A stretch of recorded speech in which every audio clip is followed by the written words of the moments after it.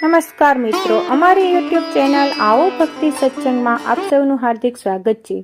તો મિત્રો, આજના આપણે આ વિડીયોમાં ઉંબરા પૂજનનું શું મહત્વ છે તે જાણીશું। તો વિડીયોના અંત સુધી બધા બન્યા રહેજો। વિડીયો પસંદ આવે તો લાઈક કરી, ચેનલ પર નવા હોય તો ચેનલને આજે જ સબસ્ક્રાઇબ કરી લેજો, જેથી કરીને આવા અવનવા ધર્મ ભક્તિના વિડીયો આપ સુધી પહોંચતા રહે। ભારત દેશ એ ધાર્મિક તથા આધ્યાત્મિક વાળો દેશ છે। અહીં વસતા દરેક માનવી શ્રદ્ધાળુ છે, ભગવાન પર અપાટ શ્રદ્ધા અને વિશ્વાસ ધરાવે છે। દરેક વ્યક્તિએ લાઈફ સ્ટાઇલ તથા તેમના જીવનના અભિગમ જુદા જુદા છે। જૂના જમાનામાં તો ભાગ્યે જ કોઈ ઘર ઉંબરા વગરનું જોવા મળતું, અને હા, તેની પૂજા પણ બધા કરતા। ઉંબરા પૂજન પાછળ એક લાગણી, શ્રદ્ધા અને વિશ્વાસ દરેક માણસને હતો। આપણા ઘરનો ઉંબરો એ આપણું ઘરનું રક્ષણ કરે છે। તે આપણા ઘરનું માન સન્માન, પ્રતિષ્ઠા કે સુખ સમૃદ્ધિનું પ્રતીક ગણાય છે। એટલે તો ઝઘડો થતા ભારે કહેવાતું કે હું તારા ઘરનો ઉંબરો નહીં ચડું કે નહીં ખાવું। જૂના જમાનામાં તો ઘરની સ્ત્રીઓ વહેલી સવારે પૂજન અર્ચન કરતી, પરંતુ આજે 21મી સદીના યુગમાં આપણે આ પ્રથાને દૂર કરી નાખી। વાસ્તુશાસ્ત્રમાં પણ ઉંબરાને અત્યંત મહત્વનો ગણ્યો છે। પ્રાચીન કાળની બાંધણીમાં ભાગ્યે જ કોઈ ઘર ઉંબરા વગરનું હશે, ભાગ્યે જ કોઈ ઘરનો ઉંબરો અપૂજ રહેતો હશે। ઉંબરાના આ પૂજનની પાછળ વિશિષ્ટ સાંસ્કૃતિક ભાવ રહેલો છે। તો મિત્રો, આ શું ભાવ રહેલો છે તે આપણે જાણીશું। ઘણા ઠેકાણે એક રૂઢિ છે કે જ્યારે કોડ ભરી યુવતી લગ્ન પછી ગૃહિણી બની ગૃહ પ્રવેશ કરે ત્યારે ઘરના ઉંબરામાં અનાજની ઢગલી મૂકવામાં આવે છે। ગૃહ પ્રવેશ કરતી વધુ તે ઢગલીને લાત મારીને ઘરમાં પ્રવેશે છે। જૂના કાળમાં ધાન્ય ઘરનું વૈભવ ગણાતું। ઉંબરા સુધી પહોંચેલા એ ધાન્યને વધુ લાત મારીને અંદર ધકેલતી, જાણે એ વૈભવને કહેતી ન હોય, ખબરદાર, જો આ ઘરની બહાર પગલું મૂક્યું છે તો આજ સુધી તને પૂછનાર કોઈ ન હતું। હવે હું આ ઘરની માલિક થઈને ગૃહિણી બનીને આવીશું। આ ઉંબરાની આગળ મારી આણ પ્રવેશે। આ રીતે ઘરની બહાર નીકળી ગાયબ થતા વૈભવ પર પોતાની ધાક બેસાડતી ગૃહિણી ગૃહ પ્રવેશ કરે છે। ઉંબરો એ ઘરની આબરૂનો રક્ષણહાર છે। માનવી મન અતિ સંચળ છે, કઈ ક્ષણે ક્યાં લપસી પડશે તે કહેવું મુશ્કેલ છે। સ્ત્રી ઘરની બહાર પગ મૂકે ત્યારે ઉંબરો ઓળંગે ત્યારે એ ઘરનો મુખ્ય સાક્ષી બની બેઠેલો ઉંબરો તેને તેના અંતર્મન મારફતે પૂછે છે, તું આ ઉંબરો ઉલ્લંઘે છે, પણ તે વખતે ઘરની મર્યાદાનું તો ઉલ્લંઘન નથી કરતી ને? આવેશમાં આવીને ઘરની આબરૂ તો ધૂણધાણી કરવા નથી નીકળીને? બહાર પગ મૂકે છે તે આડો અવરો તો નથી પડે ને? અને આ ઉંબરો એક મૂક વડીલની ગરજ સારે છે, ખોટું કરવા ઉપડેલા પગને વાળે છે, અસતના પંથ ઉપર આગળ વધવાની મનાઈ ફરમાવે છે।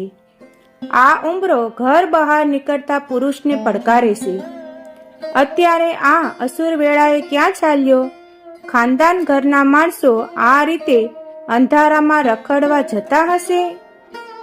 પથ્થરોનો ઉંબરો માનવીના કૃત્યોની નોંધ લેશે, ઘર બહાર જતા ક્યાં જાવશો તેની પૂછપરછ કરે છે, અને ઘરમાં દાખલ થતા પુરુષની ઘર બહારના શુદ્ધ આચરણની ઝડપી લેશે। બહારથી ઘરમાં આવતા પુરુષની સાથે તેની ભીતરમાં અનિચ્છનીય વિચારો, અનિચ્છનીય વાતો તો ઘૂસી જતા નથી ને તેની ઝડપી લેશે। બહારથી પૈસો કમાવી લાવતા પુરુષને ઉંબરો પૂછે છે, આ પૈસો તું લાવ્યો તે પસીના પાડીને લાવ્યો છે ને? હરામની કમાણી તો નથી ને? અને સંસ્કારી જીવ હરામની કમાણી લાવ્યો હશે તો ઉંબરામાં દાખલ થતા જ તેનું અંતર્મન તેને ડંખશે। ઉંબરો એટલે લક્ષ્મણ રેખા। ઉંબરો જેમ ઘરના ધણીને ઝડપી લેશે, તેમ બહારથી આવનારી આગંતુકની પણ નોંધ લેશે। આવનાર વ્યક્તિને ઉંબરા બહાર રાખવી છે કે અંદર આવવા દેવી છે? જો અંદર પ્રવેશ કરવા યોગ્ય વ્યક્તિ ન હોય તો ઉંબરા બહાર ઊભા રાખી તેને ત્યાંથી જ વિદાય કરે છે। ટૂંકમાં ઘરમાં કઈ વ્યક્તિ કયા પ્રકારની રીત, કઈ વસ્તુઓ અને કેવા વિચારો પ્રવેશે તે ઉંબરા ઉપર નક્કી થવું જોઈએ. આજે માણસ પાણી મેલું હોય તો પીતા નથી, પણ વિચારો ગમે તેવા મલિન હોય તો પણ સ્વીકારી લેશે. શરીરના સ્વાસ્થ્ય પર અસર કરનાર પાણી શુદ્ધ હોવું જોઈએ એવો આગ્રહ રાખનાર માણસ માનસિક અને બૌદ્ધિક સ્વાસ્થ્ય પર શીર્ષગામી અસર નિપજાવનાર વિચારોની વિશુદ્ધ માટે આગ્રહ કેમ નહીં રાખતો હોય? પાણી જેમ ઉકાળીને ગાળીને પીવામાં આવે છે, તેમ વિચારોને પણ સ્વાધ્યાયની ઉષ્માથી ઉકાળીને અને બુદ્ધિના ગરણાથી ગાળીને સ્વીકારવા જોઈએ. બુદ્ધિ એ માનવી જીવનનો ઉંબરો છે. ખરાબ પુસ્તકો અને અચલીય સાહિત્યને મારા ઘરમાં પ્રવેશ નહીં મળે એવો પ્રત્યેક સંસ્કારી માણસનો આગ્રહ હોવો જોઈએ. ખરાબ વ્યક્તિ ખાડામાં લઈ જશે, પાપનો પૈસો પતનને માર્ગે ધકેલશે, અનૈતિક ભોગ જીવનમાં ભીતિ નિર્માણ કરશે અને અશ્લીય વિચારો આડે માર્ગે ચડાવી દેશે. આવી વ્યક્તિ, વિત, વસ્તુ કે વિચાર ઘરના ઉંબરાની બહાર રહે એમાં જ કુટુંબનું શ્રેય છે. ગૃહલક્ષ્મીએ ઉંબરાનું પૂજન કરી ઉંબરામાં રહેલા દેવને પ્રાર્થના કરવી જોઈએ કે હે પ્રભુ, મારા બારણે શેતાનનું નહીં પણ સંતનું સ્વાગત હો, અલક્ષ્મીનું નહીં લક્ષ્મીનું પૂજન હો.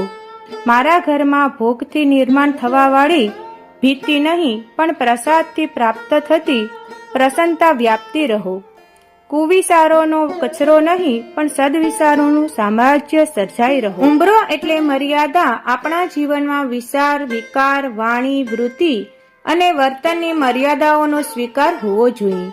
આપણે ત્યાં બધા જ ઋષિઓએ અને આચાર્યોએ વેદમાન્ય વિચારો કહ્યા છે. તેમણે વિચાર પર વેદનું બંધન માન્ય કર્યું છે. તે જ રીતે આપણા વિકારો પર પણ બંધન હોવું જોઈએ. અનિબદ્ધ વિકારો વ્યક્તિ તેમજ સમાજ જીવનના સ્વાસ્થ્યને હણે છે. આપણી વાણી પણ મર્યાદાથી શોભતી હોવી જોઈએ. ક્યાં બોલવું, ક્યારે બોલવું, શું બોલવું, શું ન બોલવું એનો સંપૂર્ણ વિચાર કરીને માણસે શબ્દો ઉચ્ચારવા જોઈએ. અનિયંત્રિત વાણી અનેક અનર્થો સર્જે છે, જ્યારે સુનિયંત્રિત વાણી પૃથ્વી પર સ્વર્ગ નિર્માણ કરે છે. માણસે વૃત્તિ મર્યાદા પણ સ્વીકારવી જોઈએ. દીન કે લાચાર ન બનતા સ્વવૃત્તિને અનુકૂળ કર્મ કરી તેણે તેજસ્વીતાથી જીવન વિતાવવું જોઈએ.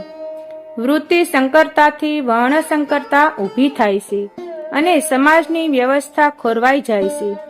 એ જ રીતે માણસે વર્તન મર્યાદા પર સાચવવી જોઈએ. માણસ એ સામાજિક પ્રાણી છે. તેને બીજા જોડે રહેતા આવડવું જોઈએ.